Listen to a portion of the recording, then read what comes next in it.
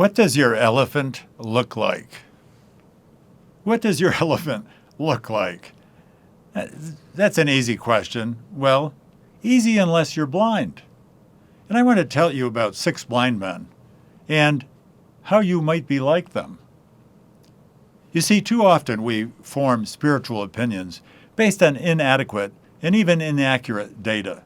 That's too often true for all of us, skeptics, seekers, and believers. Whichever you are, skeptic, seeker, or believer, if you make a spiritual decision based on inadequate data, good chance you'll be wrong. You might be partly right or accidentally right, but most likely you'll be wrong. There's an ancient poem. I love it. Versions of it can be found in many, many old writings. I like the version by John Sachs from the 1800s. You can find it in the Just a Question Library of Documents. It's about 6 blind men, and the elephant. Now, I won't read it to you, but I will give you an abbreviated overview.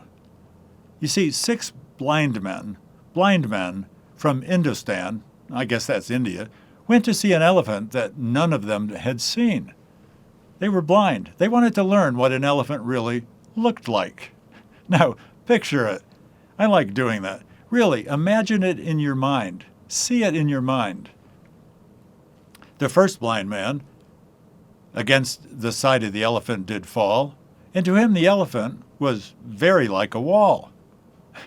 The second, grabbing its tusk, thought, "What have we here? The elephant is very like a spear." The third its squirming trunk did take, and so to him the elephant was very like a snake.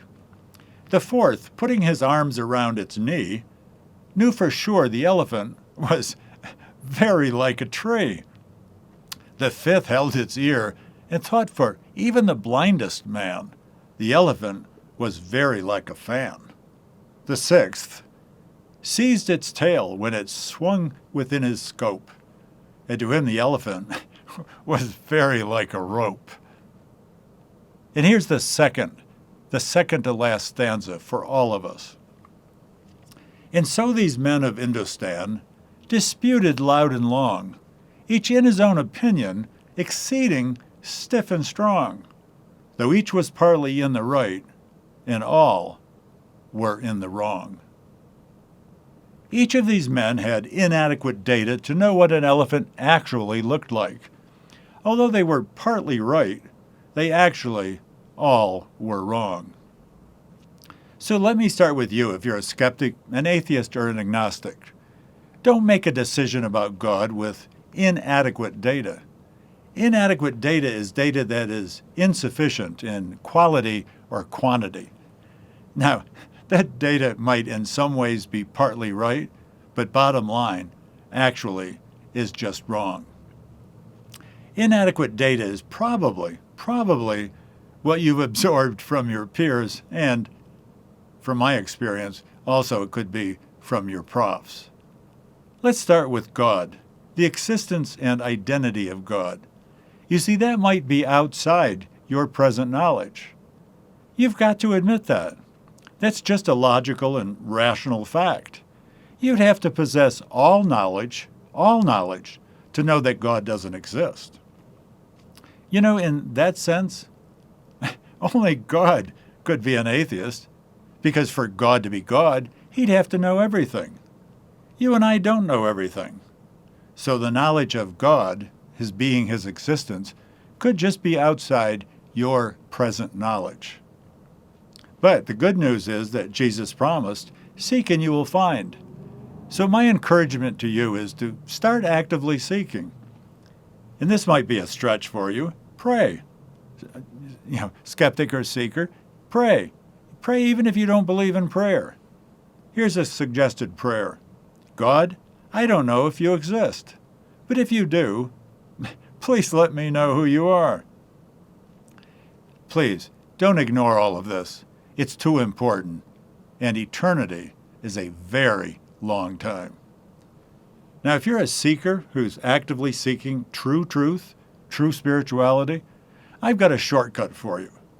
I like shortcuts. You see, the shortcut I have for you is that Jesus prayed, sanctify them in the truth. Thy word is truth. To sanctify is to purify, to set someone apart. So Jesus prayed to set them apart in the Bible. The Bible works. So the shortcut is this: go directly to the Bible. Read the book of John, the Gospel of John in the New Testament. Now, it's only about 40 pages. It's not that long. Read it, reread it, and pray. God, please reveal your truth to me. And if you're already a believer in Jesus Christ, make sure that what you believe is based on the full teaching of the Bible. You see, the Bible isn't a menu to choose from. It's the full deal, the full meal. Too many Christians have drawn too many theological opinions without actually studying the Bible. And don't just open your Bible and put your finger down on some verse. Study. Study to show yourself approved to God. And here's a paraphrase of a verse. Everyone who partakes only of milk is a baby. Move on to meat, to solid food. Grow up. That's my paraphrase of Hebrews 5, verses 13 and 14. And here's a question I have for you, believer. Do you believe what you believe because of your own study? Or do you believe it because someone else told you? Do you actually know what you know? Or is it in reality just a bunch of opinions? Your opinions are someone else's. Now, the last stanza of that poem describes too many of us. Here it is. So often theologic wars, the disputants I ween rail on in utter ignorance of what each other mean, and prate or babble about an elephant not one of them has seen. Skeptic, seeker, believer, don't be like those 6 blind men. This stuff is just too important, too eternally important. Don't draw conclusions based on inadequate or inaccurate data. Have the open mind of a sincere seeker. Go to the source. Go to the Bible. You see, Jesus promised, keep asking, and it shall be given to you. Keep seeking, and you shall find. Keep knocking, and it shall be opened. That's Matthew 7:7.